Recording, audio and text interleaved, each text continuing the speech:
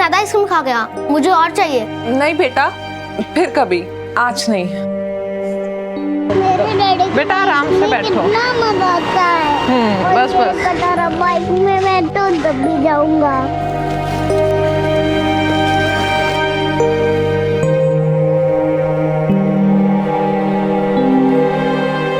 आस्था बहन, आज पूजा का सामान नहीं लोगी? नहीं, आज नहीं।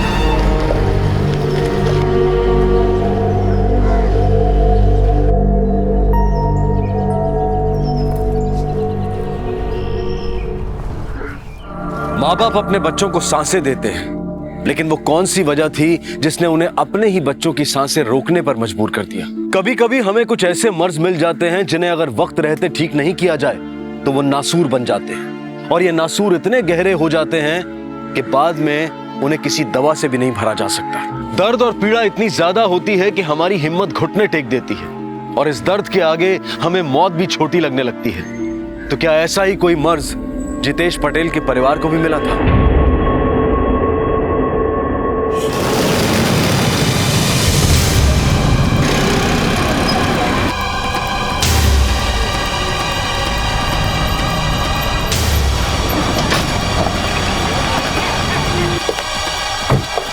हट जाइए प्लीज यहाँ से। आप में से किसी ने इन्हें यहाँ देखा था इस हादसे से पहले? जी साहब, मैं पास ही से गुजर रहा था कि अचानक मुझे कुछ आवाज आई।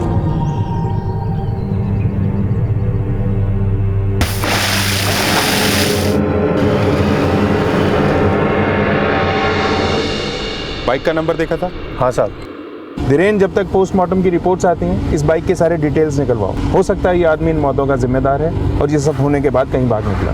सर, मारो काले प्रोजेक्ट छे, मारी मदद करजो। आप तो ऊपर से कुछ भी कर सकते हो ना, इतनी सी हेल्प कर दो। इसके बाद मम्मी को भी हेल्प करना है। अच्छा, अपने पापा से शिकायत हो रही है मेरी? अच्छा, कर ले खूब शिकायत कर ले तू। नहीं मम्मी, मैं आपकी कंप्लेन थोड़ी कर रही थी, मैं तो पापा से हेल्प मांग रही थी। ये लो, आ गए आपके कंपनी वाले। इनको बोलो ना नाइट शिफ्ट हटा के दिन की शिफ्ट कर ले। नहीं, अभी नहीं बेटा। वैसे भी थोड़े दिन बाद तू अपने पैरों पे खड़ी ही हो जाएगी। तब तक जैसा चल रहा है चलने दे। चल, हो जाओ चुप, रसोई बनावे ली छे, तुझे मिले जे। हाँ, चलता है।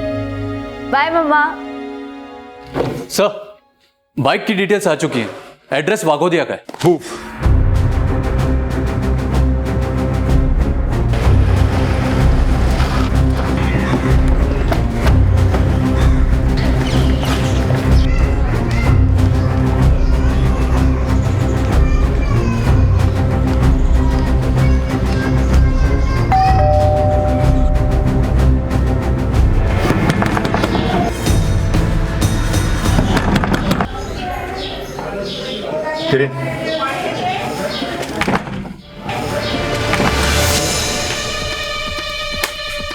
घर का कोना कोना छान मारो। सर,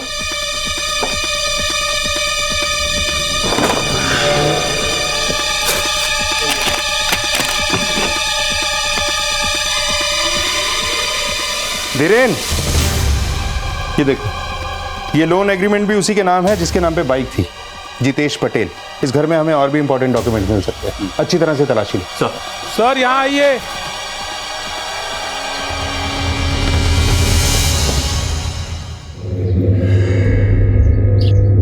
सर, ये वही बाइक है, नंबर सेम है। सर, अंदर आइए जल्दी।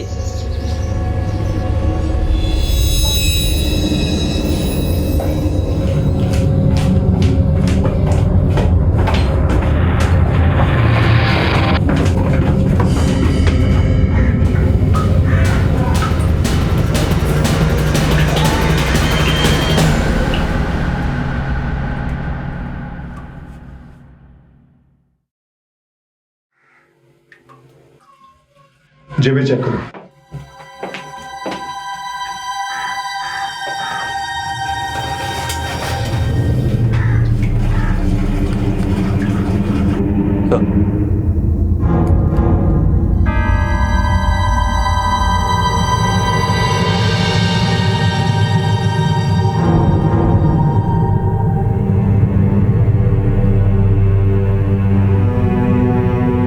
फौरन बॉडी को पोस्टमार्टम के लिए भेज दो। सर। ये बात बड़ी अजीब सी है धीरे।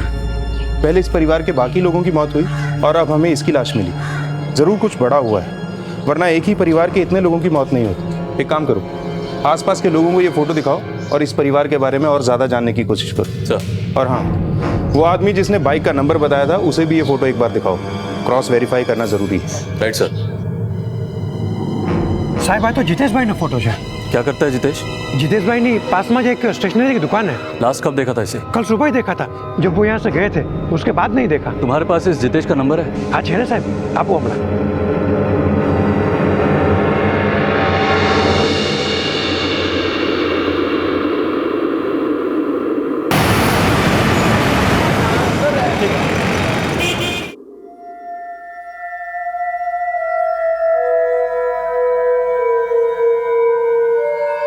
अरे आप लोगों ने इतना वक्त क्यों लगा दिया यहाँ आने में?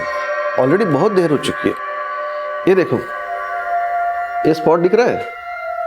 आई थिंक सर्जरी की इमीडिएटली जरूरत है। लेकिन डॉक्टर साहब सर्जरी? सर, इसमें कितना खर्चा आ जाएगा? करीबन 5 लाख के आसपास। 5 लाख? हाँ जी। इतना पैसा कहाँ से लेके आएंगे हम? आप लोन लीजिए ना, आजकल मेडिकल लोन आसानी से मिल जाता है। इतनी जल्दी हमें लोन कैसे मिलेगा? मैं एक एजेंसी को जानता हूँ, अगर आप चाहो तो। जी सर।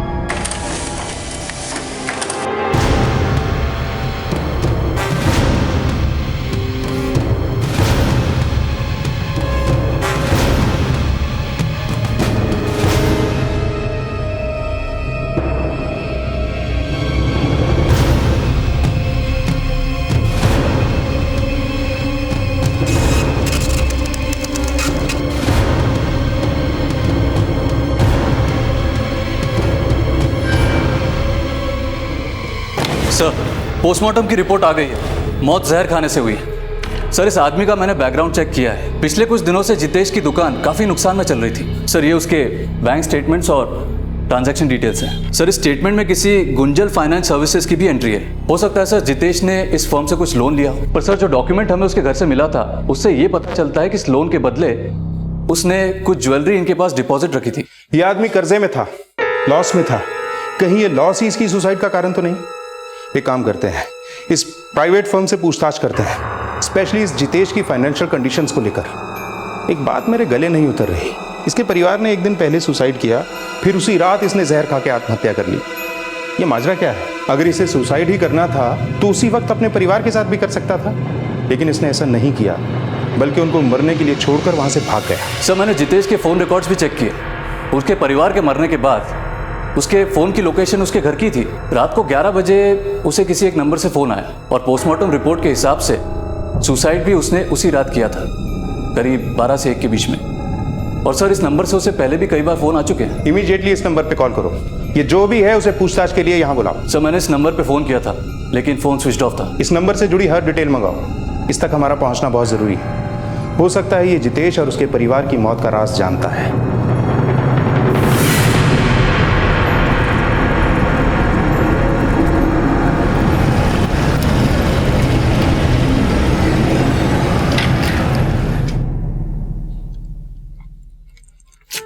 अरे सिर्फ 1 सेंटीमीटर का फासला रहेगा। लोग तो कहते हैं कि इस हेलमेट से लाइफ की सेफ्टी बनी रहती है। अरे कहीं यही हेलमेट मेरे हार्ट अटैक का कारण ना बन जाए।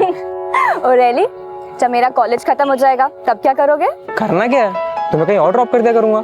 मैं कोर्स खत्म होने के बाद किसी बड़े शहर में चली जाऊंगी, अपने सपनों को पूरा करने। अरे बाबा, तुम किसी भी शहर में जाओ, और जो तुम्हारा दिल है ना, वो तो हमेशा मेरे पास ही रहेगा। एंड बाय द वे, तुम्हें अपना हर एक सपना पूरा करना चाहिए। तुम्हारे इस सपने के लिए तुम्हारी माँ ने कई नींदें बर्बाद की है। हाँ आनंद, मुझे जैसे ही जॉब मिल जाएगा ना, मैं सबसे पहले मम्मी से कहूँगी कि वो अपनी जॉब छोड़ दे। आशना, जो तुम्हारी माँ ने तुम्हारे लिए किया है ना, शायद किसी और की माँ ने कभी नहीं किया होगा। फैशन डिजाइनर बनने का सपना पूरा करना, वो भी अकेले दम पर, छोटी बात नहीं है।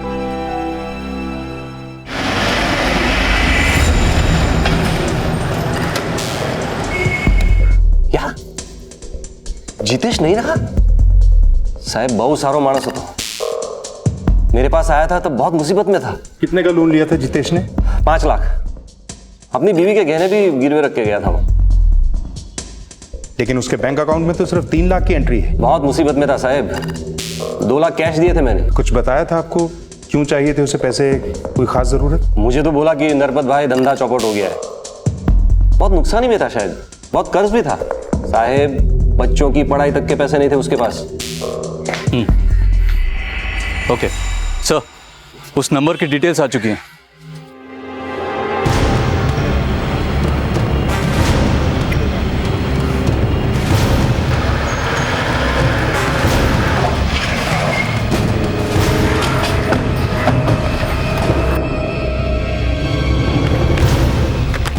सर, यही का एड्रेस है जिस नंबर से जितेश को अक्सर कॉल आते थे।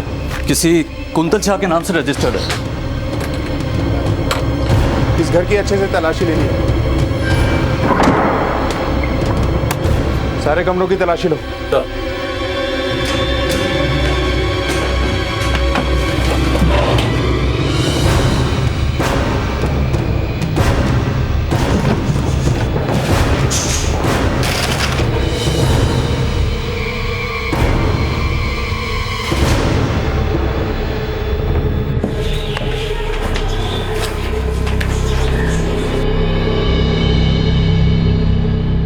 इतने सारे लोन्स के डॉक्यूमेंट्स, इसमें तो इस कुंतल शाह के भी डॉक्यूमेंट हैं। सारे लोगों की डिटेल इकट्ठा करो, सबके साथ क्रॉस चेक करते हैं।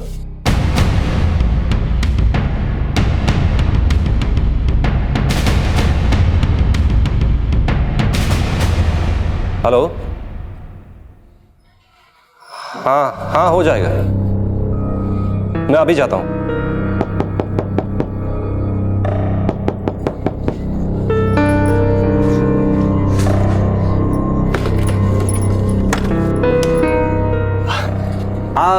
छाया भायाणी घर છે? हाँ, હું છું छाया। बोलो, શું કામ છે? मुझे डॉक्टर वासवाणी ने आपके बारे में बताया था। आइए, अंदर आइए।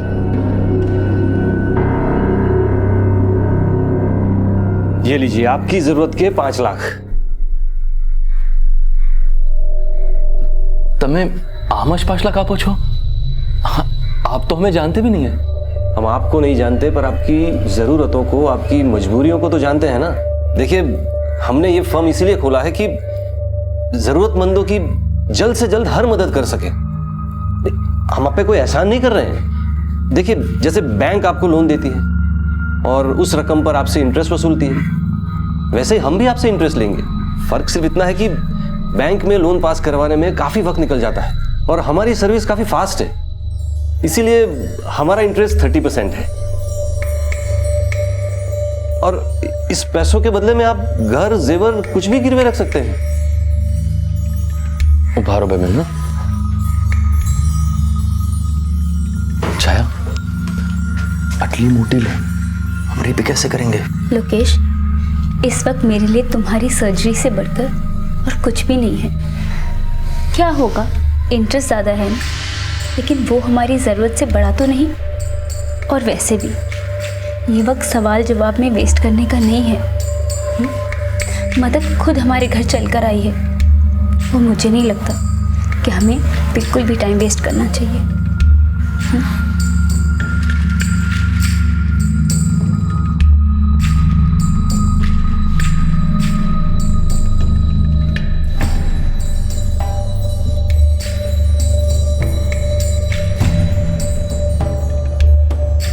बहुत बहुत शुक्रिया, इतने कम वक्त में आपने हमारी इतनी मदद कर दी। 1 मिनट, आप इस फॉर्म पर यहां पर साइन कर दीजिए। ये लीजिए, और आपके घर के पेपर्स मुझे दे दीजिए। आमतौर पर जब हम एक बैंक से अपने निजी खर्चों के लिए लोन लेते हैं तो हमें उस पर लगभग 14 से 16% का ब्याज भरना पड़ता है और इस ब्याज को भरने के लिए एक तारीख मुकर्रर होती है। लेकिन अचानक इस तरह कोई किसी की मदद क्यों करना चाहता था? कौन था यह शख्स जिसने छाया के सारे डॉक्यूमेंट्स को वेरीफाई किए बिना ही उसे 5 लाख रुपए नकद दे दिए? सर्जरी तो सक्सेसफुल रही, पर अभी 7 दिनों तक पेशेंट को रेगुलर मॉनिटरिंग की जरूरत है, इसलिए अभी उनको डिस्चार्ज नहीं कर सकते। Thank you doctor.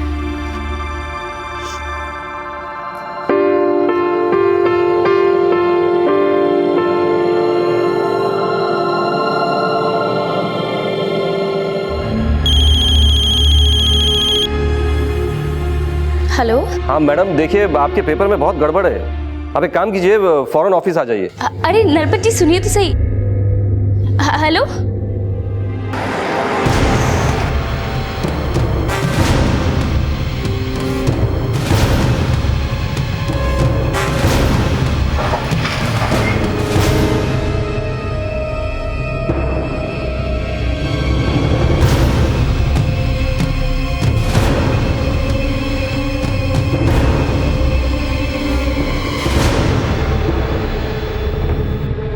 सर, मैंने कुंतल शाह के बारे में पता लगाया। कुछ वक्त पहले उसकी ट्रेन एक्सीडेंट में मौत हो गई थी। सर, इन सभी फैमिलीज में एक चीज कॉमन है, सुसाइड। इन सभी के घरों को किसी और को बेच दिया गया क्योंकि पुराने लोग अपना कर्जा चुका नहीं पाए। धीरेन, इस पूरे मामले में मुझे कोई बड़ा खेल नजर आ रहा है। पहले जितेश पटेल, अब ये सारे लोग। कहीं इन सब ने डर के मारे तो सुसाइड नहीं कर लिया? हो सकता है सर। इस स्केच को बनाने में भी हमारी ज्यादा लोगों ने मदद नहीं की। बहुत लोग डरे हुए हैं सर। वो तो कुछ लोग थे जिन्होंने इस शख्स को उन घरों में आते जाते देखा है, इसलिए स्केच तैयार हो पाया। स्केच को चारों तरफ फैला दो, सारे पुलिस स्टेशन और सारे खबरियों को रेड अलर्ट पे डाल दो। कहीं से कोई भी खबर हमें इस आदमी तक पहुंचा सकती। सर।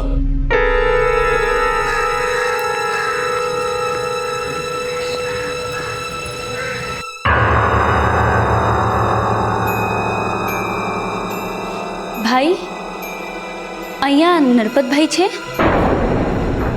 आइए बैठिए। उन्होंने मुझे फ़ोन किया था, कह रहे थे कि कागज़ में कुछ गड़बड़ है।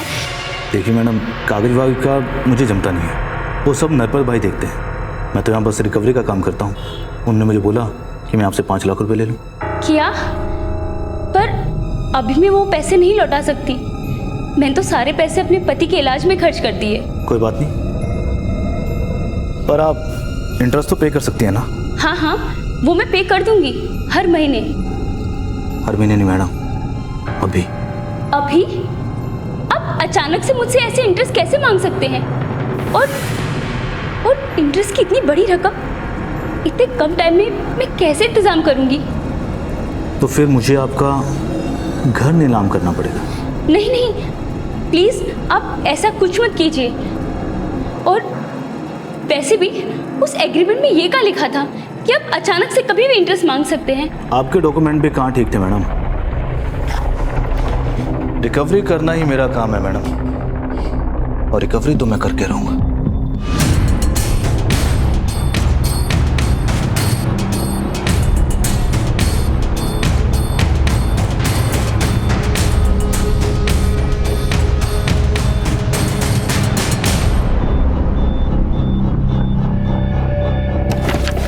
सर, मैंने इस आदमी का पता लगाया।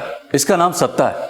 लोग इसे सत्ता बाउंसर के नाम से भी जानते हैं। कुछ पुलिस स्टेशन से मुझे इसकी क्राइम हिस्ट्री मिली। ये कई बार जेल भी जा चुका है। आजकल सूदखोर इस सत्ता से अपने बकाया पैसे निकलवाने का काम भी लेते हैं। वो सारे डॉक्यूमेंट्स और डिटेल्स इस सत्ता को देते हैं और सत्ता उन सभी डिटेल्स को लेके अपनी स्टाइल से सारे पैसे निकलवाता है। सर, जितेश पटेल ने जिस नरपत से पैसे उधार लिए थे,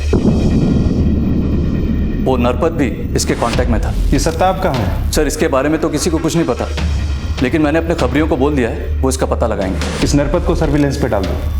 ये सत्ता और नरपत जरूर मिलेंगे, तभी हम इस सत्ता को पकड़ पाएंगे। बस बस बस। माँ, आज मेरा फाइनल प्रेजेंटेशन है। मैं आ बद्दी डिजाइन तमने जोईने बनावी छे। एक माँ जो दिन रात अपनी बेटी को आगे बढ़ाने के लिए जी जान से काम करती है। आई एम श्योर उन्हें मेरे डिज़ाइन ज़रूर पसंद आएंगे और मेरा एक बड़ी सी कंपनी के लिए कैंपस सिलेक्शन होगा। बस एक बार सिलेक्शन हो जाए ना, तब आपको काम करने की कोई ज़रूरत नहीं। खुश रहे, हमारा आशीर्वाद हमेशा तारे साथी छे।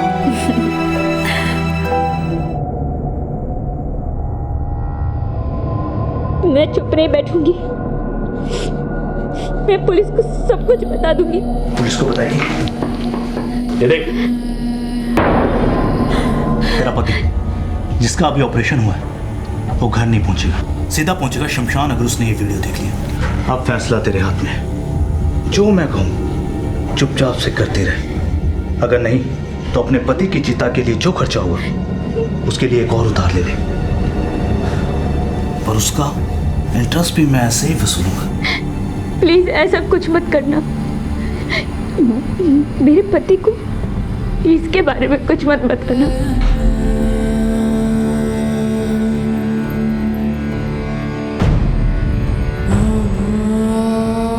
तेरा पति जिसका अभी ऑपरेशन हुआ है वो घर नहीं पहुंचेगा, सीधा पहुंचेगा शमशान अगर उसने ये वीडियो देख लिया।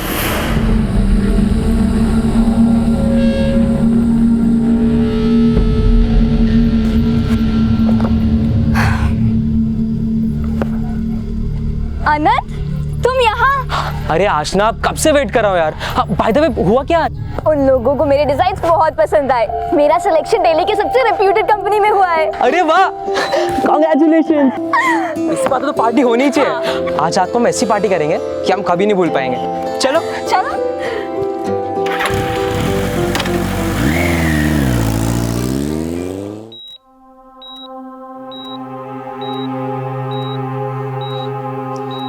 હવે કેવું લાગે છે? एकदम सारू। शायद तुमने जो किया बिल्कुल ठीक किया। पैसा लेना एकदम सही डिसीजन था। मुझे बिल्कुल दर्द नहीं हो रहा।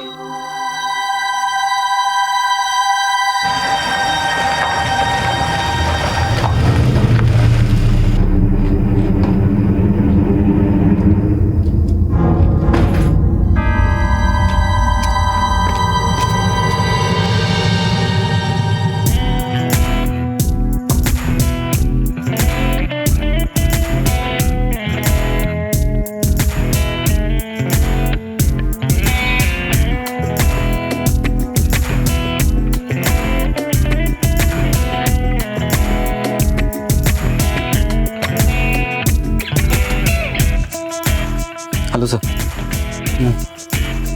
ये देखिए सर।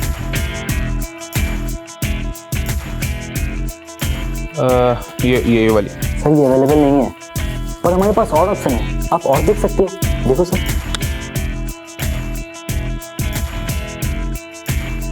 ये चलेगी। आओ सर।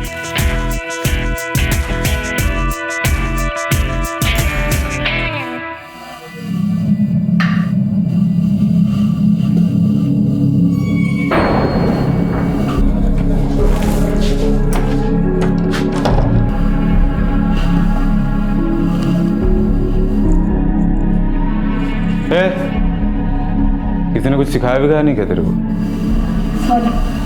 को मूड खराब करी दे तू। सॉरी, आइए ना, बैठिए।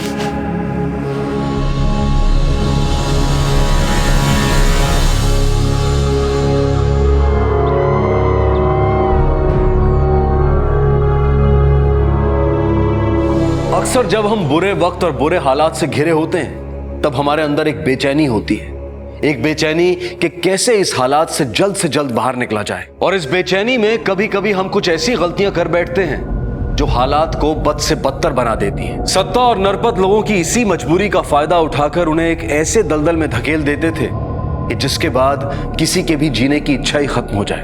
अब तक पुलिस को जिन लोगों के बारे में पता चला था वो सभी नरपत और सत्ता के चक्रव्यूह में फंस चुके थे और हालात के साथ लड़ते लड़ते उनकी हिम्मत ने भी दम तोड़ दिया था। एक बार फिर एक मासूम जिंदगी इस जाल में फंसने वाली थी। उसके साथ कुछ ऐसा होने वाला था जो उसके द्वारा देखे गए किसी भी डरावने सपने से ज्यादा डरावना होगा।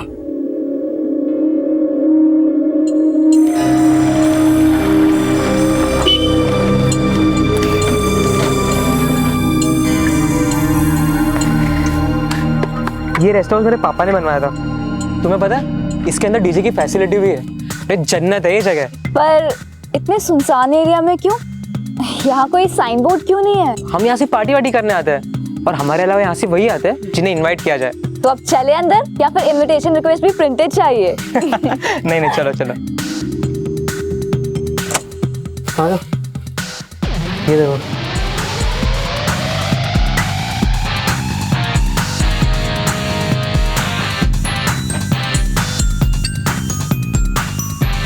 आनंद, ये सब लोग कौन है? मैंने तुम्हें कहा था ना, ये लोग इनविटेशन पे आते रहते हैं। पापा ने इनवाइट किया होगा, पहले पार्टी करने आए होंगे। चलो हम अंदर चलते हैं।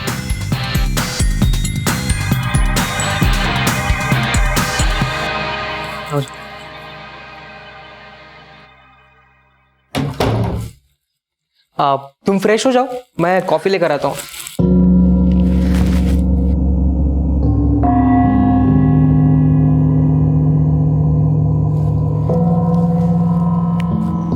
आनंद,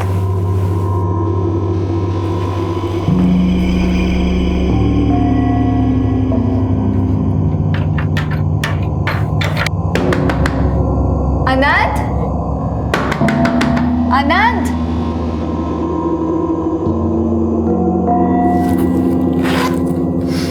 फोन कहाँ गया?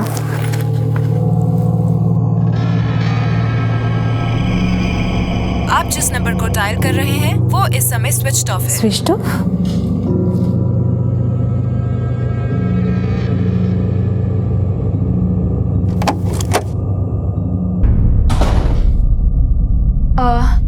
मैं यहाँ आनंद के साथ आई थी, जिसके पापा का ये फार्म हाउस है। उसके बाप का नहीं, हम सबके बाप का। एक्चुअली बाप का नहीं, हम सबके बाप का घर है। क्या मतलब? मतलब ये कि तुम्हारा बॉयफ्रेंड तुम्हें नहीं दिखाई देगा, क्योंकि वो तुम्हें यहाँ जानबूझकर लेकर आया। क्या बकवास है ये? कौन हो तुम और आनंद कहाँ है?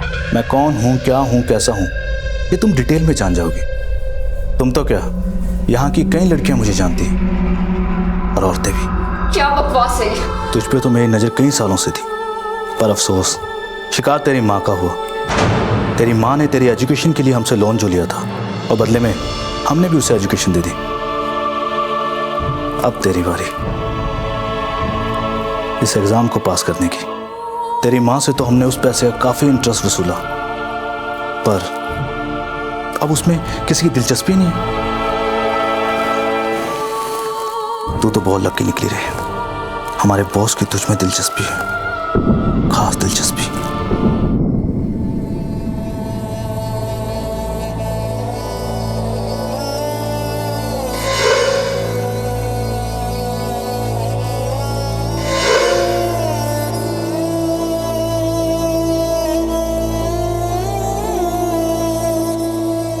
जरूरत में ली गई मदद की किश्त एक बार फिर सांसों से चुकाई गई।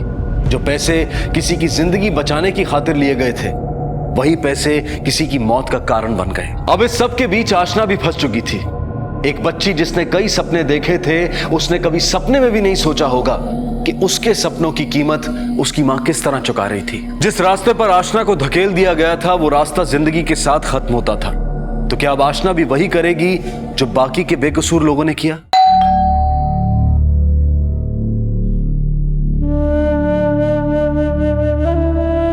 आशना, कहाँ रह गई थी तू? मैं कितनी देर से तेरा इंतजार कर रही हूँ।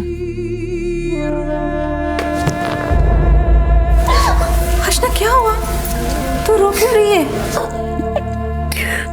मम्मी, મને દિલ્હીમાં કામ મળી ગયું છે। ये तो खुशी की बात है। फिर तू क्यों रो रही है? मेरा बच्चा, कंग्रेचुलेशन बच्चा।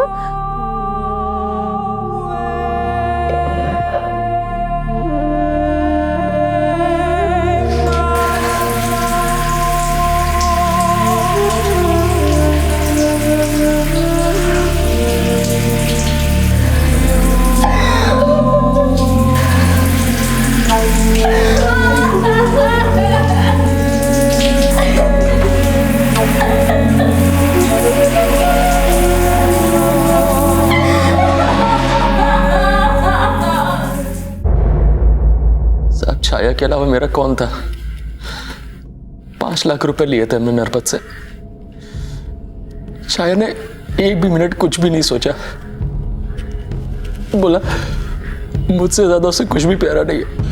ये नरपत से कैसे मिले आप लोग? यहाँ के डॉक्टर वासवानी ने उनको हमारा नंबर दिया था। फिर नरपत खुद घर पर आया और पैसे दिए। उसके बदले में उन्होंने हमारा घर गिरवी रखा था। क्या वासवानी लोगों को बड़ा उधार दिलाता है, वो भी ऑन द स्पॉट? हमारे साथ चल, बिना उधार लिए हम अच्छा इंटरेस्ट देते हैं। सर मैंने क्या किया? तूने क्या किया है क्या नहीं किया है ये हम अच्छी तरह से जानते हैं। इज्जत से बता दे कि नरपत से तेरा कनेक्शन कैसे हुआ? नरपत मुझे 2% कमीशन देता था और मैंने जितने भी लोगों को उसके पास भेजा उसने सबका काम कर दिया और मुझे कमीशन भी टाइम पे भी मिला। सर तूने जितने लोगों को भी नरपत के पास भेजा ना, उनका काम नहीं हुआ बल्कि काम तमाम हो गया है।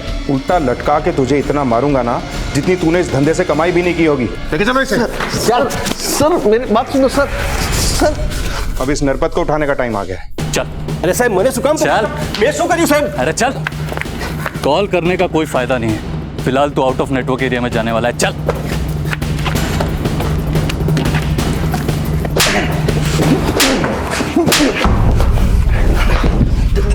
देखिए साहब, छाया और जितेश की मौत से मेरा कुछ लेना देना नहीं है साहब। पर सत्ता से तो लेना देना था ना, जिसके साथ मिलकर लोगों को पैसे बांटता था और बदले में इंटरेस्ट के रूप में उनकी जिंदगी लेता था। साहब मैं सारे पेपर सत्ता को बेच देता था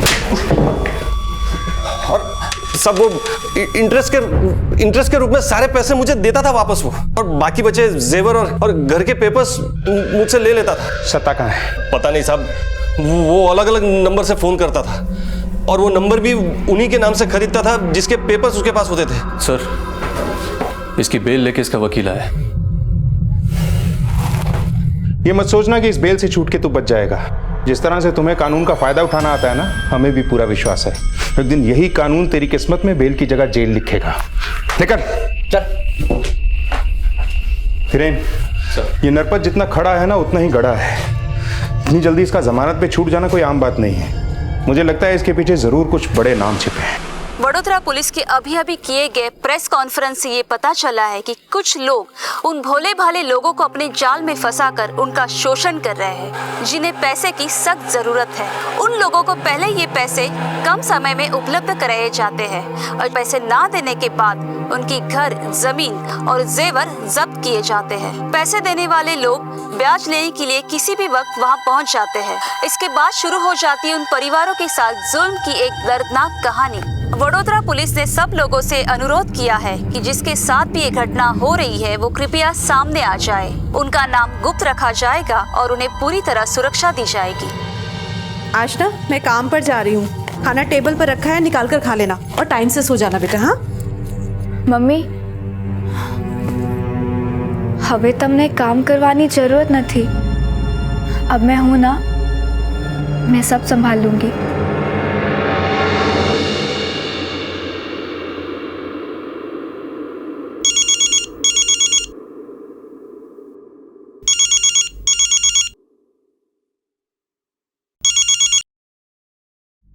अभी के अभी अड्डे पर आ जाओ, बॉस खुद तुमसे मिलना चाहते हो।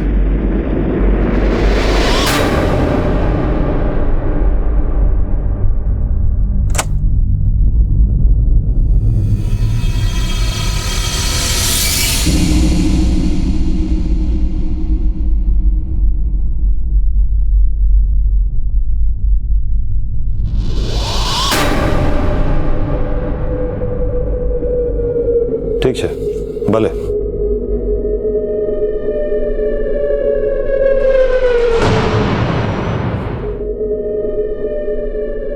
કેમ ચાલે છે બધું સત્તા તમારા શિવાજી?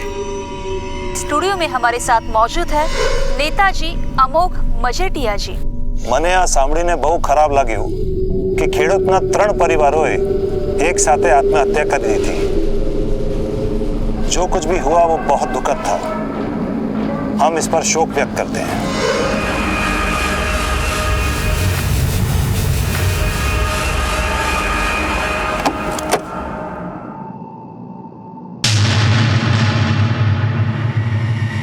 आप अमोघ मजेठिया है ना?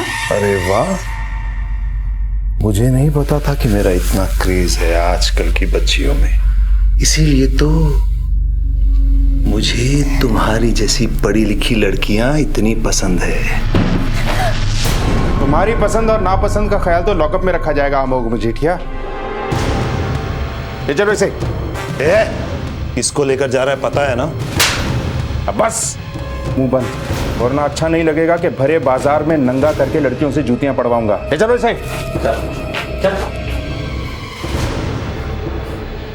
थैंक्स आशा, तुम्हारी वजह से कई लोगों की जिंदगियां बची और कईयों की मौत को इंसाफ मिला। इन सब के बीच में मेरी माँ का नाम तो नहीं आएगा ना? नहीं। गुजरात पुलिस के रातों रात किए गए ऑपरेशन ने सारे लोगों को चौंका के रख दिया है। गुजरात पुलिस ने नेता अमोघ मजीठिया को गिरफ्तार कर लिया है। पुलिस के मुताबिक नेता अमोघ मजीठिया एक ऐसा गिरोह चला रहा था जो लोगों की जरूरतों का फायदा उठाकर उन्हें वेश्यावृत्ति के व्यवसाय में धकेल रहा था। अमोघ मजीठिया को उनकी पार्टी ने बर्खास्त कर दिया है।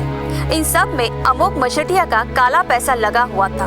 पुलिस ने अमोघ मजीठिया सहित और 6 लोगों पर चार्जशीट फाइल कर दी है।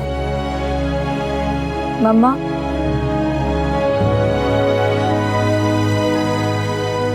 दिल्ली चले?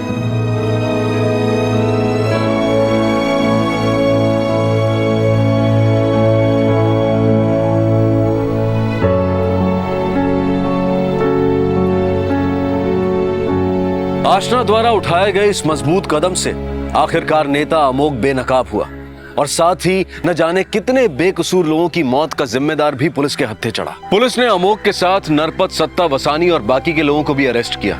अमोघ और सत्ता पर आईपीसी की धारा 376 के तहत बलात्कार के चार्जेस लगाए गए हैं और इन सभी पर ठगी और धोखाधड़ी का भी केस बना है। हमारे आसपास ऐसे कई आपराधिक मंसूबों वाले लोग हैं जो इस ताक में रहते हैं कि वो कब और किस तरह किसी की मजबूरी का फायदा उठा सके। इसलिए बिना पढ़े किसी भी डॉक्यूमेंट पर साइन करना एक बहुत बड़ी गलती में तब्दील हो सकता है। जो सिग्नेचर हम ये सोचकर करते हैं कि इसके बाद हमारी जिंदगी की तकलीफें दूर हो जाएंगी, लेकिन वहीं यह गलत सिग्नेचर आपकी जिंदगी को मुसीबतों से घेर भी सकता है। अब मैं अनूप सोनी आपसे विदा लेता हूं। फिर मुलाकात होगी अगले एपिसोड में एक और चौंका देने वाले केस के साथ। तब तक अपना और अपने परिवार का ख्याल रखें और देखते रहें क्राइम पेट्रोल डायल 100। सबक एक को सीख हम सबको। जय।